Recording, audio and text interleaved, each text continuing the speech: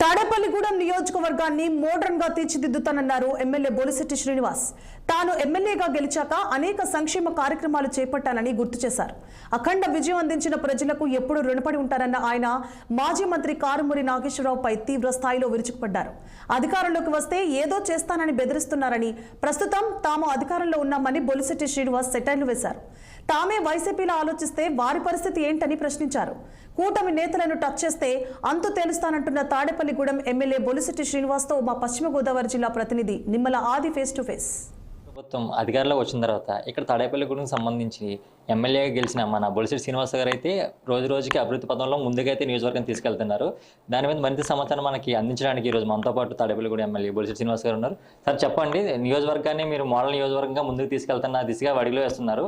మీరు ఏ విధంగా కార్యాచరణ చేయబోతున్నారు?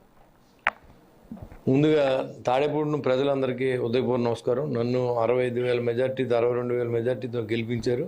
మరింత బాధ్యతగా నేను పనిచేస్తా ఉన్నా. నేను ఎమ్మెల్యే గెలిచినప్పటికీ మెయిన్ రోడ్లో కూడా అసలు కార్లు కానీ మోటార్ సైకిల్ కూడా వెళ్ళని పరిస్థితిలో ఉన్నటువంటి పరిస్థితి నుంచి ఈరోజు అన్ని రోడ్లు కూడా గోతులు పోడ్చడం కానీ కొన్ని రోడ్లు కొత్త రోడ్లు కూడా వేయడం జరిగింది.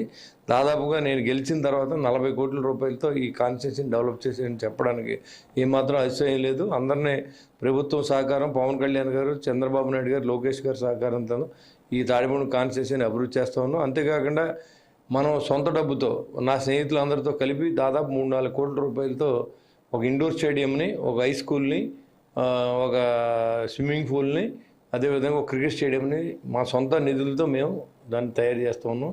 ఈ తాడేపూడి పట్టణానికి మరింత బాధ్యతగా చేసే అవకాశాన్ని ప్రజలు నాకు కల్పించారు.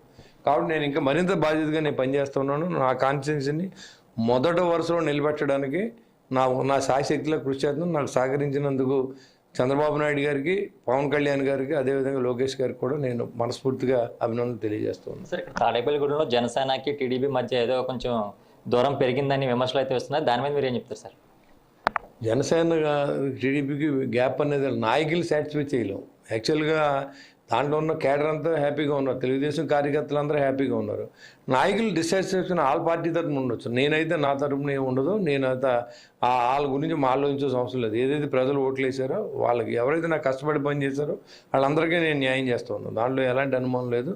నాయకులు డిస్సాటిస్ఫాక్షన్ ఎవరో, నేనే కాదు, పవన్ కళ్యాణ్ గారు కూడా సాటిస్ఫై చేయలేరు. ఎందుకంటే వాళ్ళ ఆలోచన వేరే ఉంది. మా వాళ్ళనే గెలిచారు, ఎవరు త్యాగాలు కాదు. మనకి మ్యాండేట్ ఇచ్చింది పవన్ కళ్యాణ్ గారు. ఎవరో త్యాగం చేయలేదు ఈ సీట్ని. నేను అంతకుముందు 2019లో పోరాడాను, ఓడిపోయాను.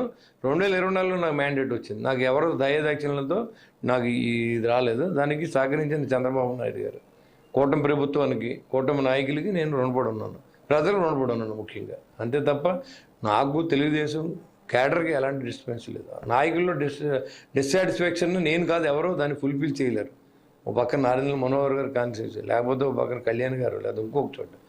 అలా అనుకుంటే అన్ని చోట్ల తెలుగుదేశం వాళ్ళు మేము ఇబ్బంది పడుతుంది, జనసేన వాళ్ళు. కానీ జనసేన ఎమ్మెల్యేని ఇబ్బంది పెట్టాలనుకుంటే వాళ్ళు తప్పు. కాబట్టి నేను దాని గురించి పెద్దగా కామెంట్ లేదు, ఇబ్బంది కూడా నాకేం లేదు.